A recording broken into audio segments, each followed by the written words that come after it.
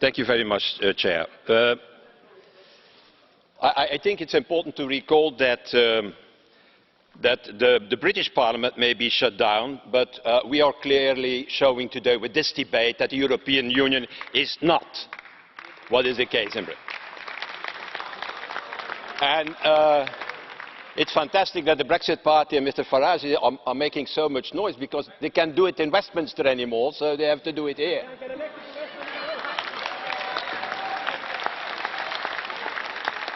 By the way, they are not even elected in Westminster. So, you know, dear colleagues, Eurosceptics, they like something. They like, in fact, bashing Europe by saying that the European Union is undemocratic, and you can be sure that in a few moments they're going to repeat that. Huh?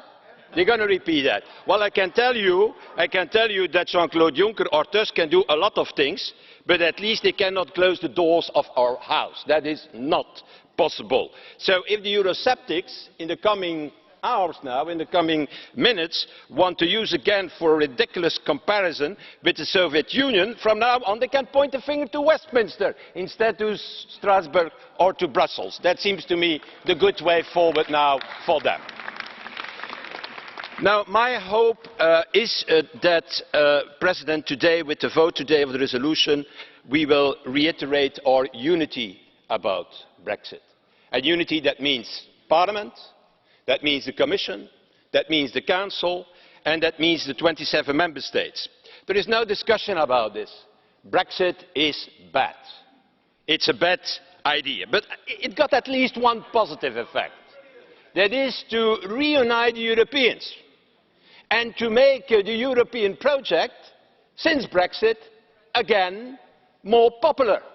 That is what we have seen in all the public opinions inside the European Union. In fact, the message of the people during the elections was very clear. Reform Europe. Don't destroy Europe. Don't leave Europe. And that was the case in all our member states. And that was also the case in Britain, because nearly 40 of the 73 elected British MEPs are Remainers today. That brings me, dear colleagues, to the main point. That is the outcome, the deal. That is still possible, I think. And we as Parliament in the resolution set in fact three conditions, and I want to recall, President, these three conditions. The first is to safeguard the rights of our citizens, and for the Europeans and for the British alike. And today I have to tell you that is not achieved. There are every day in the British press proposals, examples of people already living 1 decade, even 2 decades in Britain, who cannot have this so-called settled status. So I think we need a fundamental shift in the way the UK government applies at least that part of the withdrawal agreement. What we don't need is a bureaucratic application as it is now. What we need from the British government is an automatic registration of all our EU citizens. And I know, and you know, that Boris Johnson, the Prime Minister, likes a lot to compare himself with movie characters, as we know. Well, dear colleagues, concerning citizens' rights, instead of playing the angry Hulk, I think he should inspire himself by another character, the caring nanny, the film of Doubtfire, Mrs. Doubtfire, with Robin Williams, the late Robin Williams.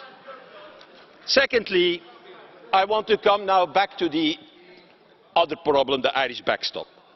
Or let's call it, Michel, something else maybe. If they have a problem with the backstop, we call it safety net. I think that is something that we can certainly agree on. We need such a safety net, and that is not only for economic reasons. The main reason why we need a safety net is to make sure that violence is not returning on the island of Ireland. That is the main reason.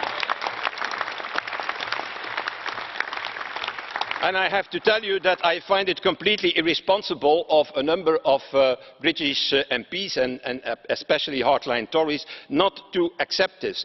And I have to say, as we speak, there has been, and I asked to Michel Barnier and to Jean-Claude Juncker if they can confirm this during the debate, there have been not one legally feasible and practical alternative being put forward on the table by the UK at this moment. So clearly, I have to tell you that the backstop, as it is in the press today, in the British press, to limit the backstop to agricultural products, I think it's not enough, because they're only representing 30%, 35%, I think, of the total imports of goods and services between the border. And a backstop can also not be unilaterally ended by Stormont, because that's not a safety net, but that will be a permanent instrument for blackmailing during the coming negotiations. A safety net needs to be a safety net in the hands of both parties, not only of Northern Ireland, but also in the head of the European Union. And then my last and final remark, the future relationship. I think it's good to repeat, dear colleagues, because we are a new parliament. More than 60% of our members are new. So it's important that we repeat that we recall that. It's good to repeat that this parliament will never accept an agreement with the UK where Britain can have all the advantages of free trade and zero tariffs, and not aligning with our ecological, health, social standards in the future. That will not happen. I can tell you one thing. I know that there are some people in Britain who think, oh, these Europeans at the end of the negotiation, they will give in. Well, that's maybe possible, but we are not stupid. Huh? We are not stupid, and that means that we will not kill our own companies. We will defend our own companies. We will defend our own economy. We will defend our single market, and we will never accept what people call a Singapore by the North Sea. That will not happen, dear colleagues. Finally, to end, you know, Brexit started, as we all know. It was an attempt by David Cameron to heal the divisions in the Conservative Party and the Tory Party.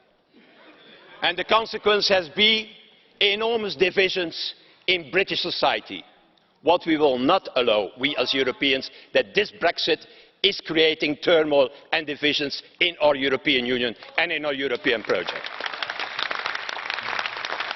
Grazie onorevole Verhofstadt.